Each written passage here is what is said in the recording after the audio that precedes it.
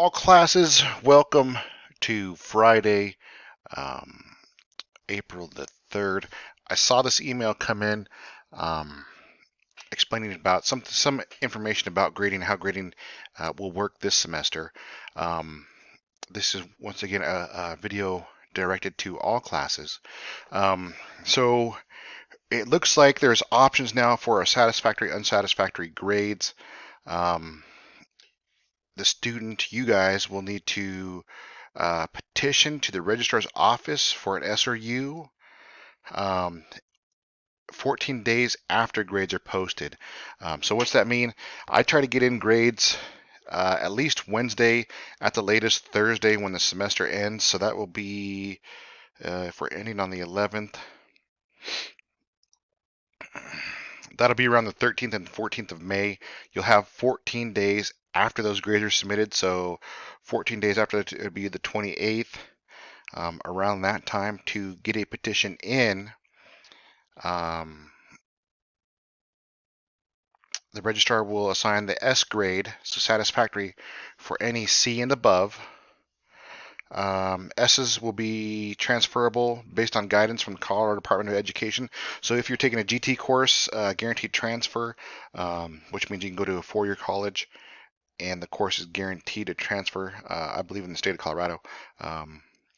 That should carry over, I believe. I'll try to get more information on that as you go. Students still have the option at this point to withdraw. Withdrawing means that you still take the course up into our last withdrawal date, and then you get a W on your transcript. Be careful with these guys. I know there are two different ways to look at withdrawals and failures, and students aren't really made sure of this clearly.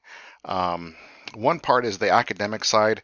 You know, you have to pass so many classes, or you have to have a percentage complete per semester to stay at Front Range Community College.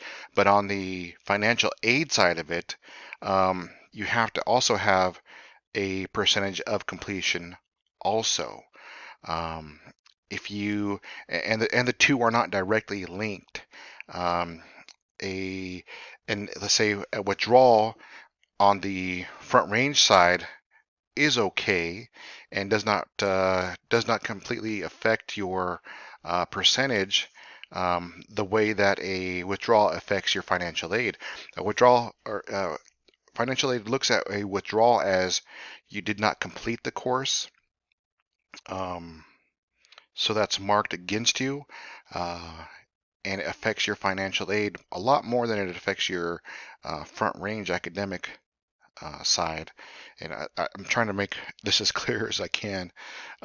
Whereas if you received an F in the course, financial aid says, cool, he completed the course, he's still financial aid eligible, but then on the front range side, it hammers you more because you received an F in the course. So there's always those two different ways to look at it. You know, how is this going to affect me um, as an institutional wise, and how is it going to affect me financial aid wise? Um, if you need help with that explaining, please reach out to me. Um, and I'll even point you in the right direction on who to talk to. Usually that's to the registrar themselves. Send an email to them. That's actually a group of people, or talk to financial aid, and they can explain their side a lot better. Once again, there's kind of like two different sides: the institutional side and then the financial aid side, and you have to make sure that you balance that tightrope. Perfect if you are dropping classes or withdrawing from classes or even failing courses. And once again, even if you get a D, D is passing. It's not passing for the class. It means you got to take it again. But at least it's a passing grade. It means you finish the course. Um, so it looks better overall, even though you have to got to take it again and get that C grade or better. This is the revised rule for incompletes. Um, Incompletes usually had an option to where the students had to have 75% of the work in, have C or better, and then they were given an incomplete, an I grade. Now it's the student has 60% or more of the course work in and has a C or higher.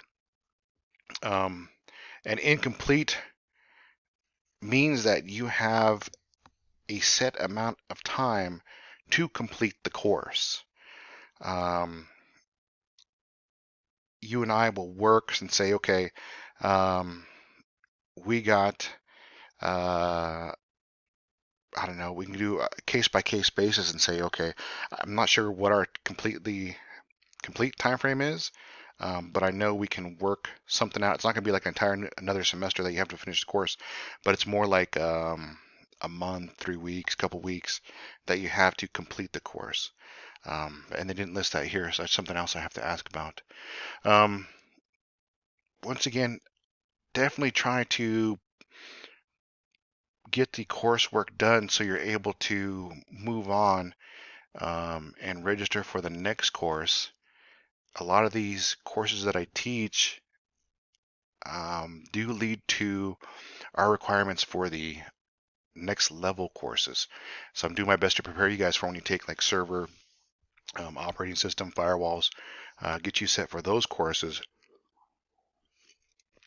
as you're taking these other ones. And I might see you in another server course.